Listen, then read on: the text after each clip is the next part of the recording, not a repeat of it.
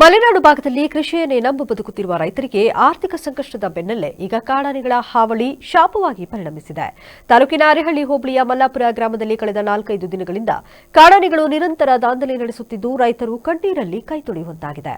ಗ್ರಾಮದ ಪ್ರಗತಿಪರ ರೈತರಾದ ಗಂಗಾಧರ ಹಾಗೂ ಯುವರಾಜ್ ಎಂಬುವರಿಗೆ ಸೇರಿದ ಸುಮಾರು 15 ಎಕರೆಗೂ ಅಧಿಕ ಪ್ರದೇಶದಲ್ಲಿ ಬೆಳೆದಿದ್ದ ಭತ್ತದ ಪೈರನ್ನ ಕಾಡಾನೆಗಳು ತಿಂದು ತುಳಿದು ಹಾಳು ಮಾಡಿದೆ. ಇನ್ನೇನು ಮುಂದಿನ ವಾರದಲ್ಲಿ ಫಸಲು ಕೊಯ್ಲಿಗೆ ಬರಬೇಕಿತ್ತು. ಆದರೆ ಆನೆಗಳ ಹಿಂಡು ಇಡೀ ಗದ್ದೆಯನ್ನ ಬಂಜರು ಭೂಮಿಯನ್ನಾಗಿ ಮಾಡಿದೆ. ಪ್ರಾಥಮಿಕ ಅಂದಾಜಿನ ಪ್ರಕಾರ ಸುಮಾರು 12 ಲಕ್ಷ ರೂಪಾಯಿಗೂ ಅಧಿಕ ಮೊತ್ತದ ಬೆಳೆ ಹಾನಿಯಾಗಿದೆ. ಗ್ರಾಮಸ್ಥರ ಪ್ರಕಾರ ಸುಮಾರು 15ಕ್ಕೂ ಹೆಚ್ಚು ಕಾಡಾನೆಗಳ ಗುಂಪು ರಾತ್ರಿ ವೇಳೆ ದಾಂಧಲೆ ನಡೆಸುತ್ತಿದ್ದರೆ ಭೀಮಾ ಎಂದು ಕರೆಯಲ್ಪಡುವ ಒಂಟಿ ಸಲಗವೊಂದು ಹಗಲು ವೇಳೆಯೂ ಗದ್ದೆಯಲ್ಲಿ ಬೀಡು ಬಿಟ್ಟಿದೆ. ಕಣ್ಣೆದುರೇ ತೆನೆಯನ್ನ ತಿನ್ನುತ್ತಾ ಹಾನಿ ಮಾಡುತ್ತಿದ್ದರೂ ಆನೆಯ ಭಯದಿಂದ ರೈತರು ಹತ್ತಿರ ಹೋಗಲಾಗದ ಸ್ಥಿತಿ ನಿರ್ಮಾಣವಾಗಿದೆ.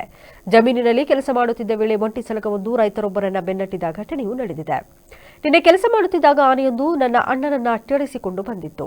ಅವರು ಕೂದಲೇ ಅಂತರದಲ್ಲಿ ಪ್ರಾಣಾಪಾಯದಿಂದ ಪಾರಾಗಿದ್ದಾರೆ ಎಂದು ರೈತ ಯುವರಾಜ್ ಅಳಲು ತೋಡಿಕೊಂಡಿದ್ದಾರೆ.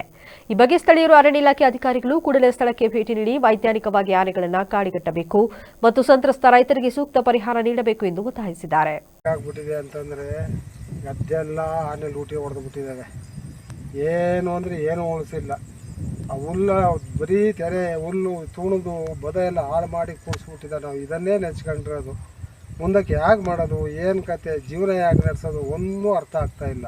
ಈ ನಮ್ಮದು ಒಬ್ಬದು ಅಂತಲ್ಲ, ಇಲ್ಲಿ ನೋಡಿ ನೋಡಿ ಇಲ್ಲಿ ನೋಡಿ ಅಲ್ಲಿ ನೋಡಿ ಮುದ್ದಕ್ಕೂ ಇಡೀ ಒಂದು 10-15 ಎಕರೆ ಬೌಂಡ್ರಿನೇ ಹಂಗೆ ಮಾಡಿಬಿಟ್ಟಿದ್ದಾವೆ. ಪ್ರತಿ ದಿವಸ ಬರ್ತಾಯಿದ್ದಾವೆ. ನೋಡಿ ಇಲ್ಲಿ ನೋಡಿ ಇಲ್ಲಿ ನೋಡಿ ಅಲ್ಲಿ ಉದ್ದಕ್ಕೂ ನೋಡಿ ಅಲ್ಲಿ.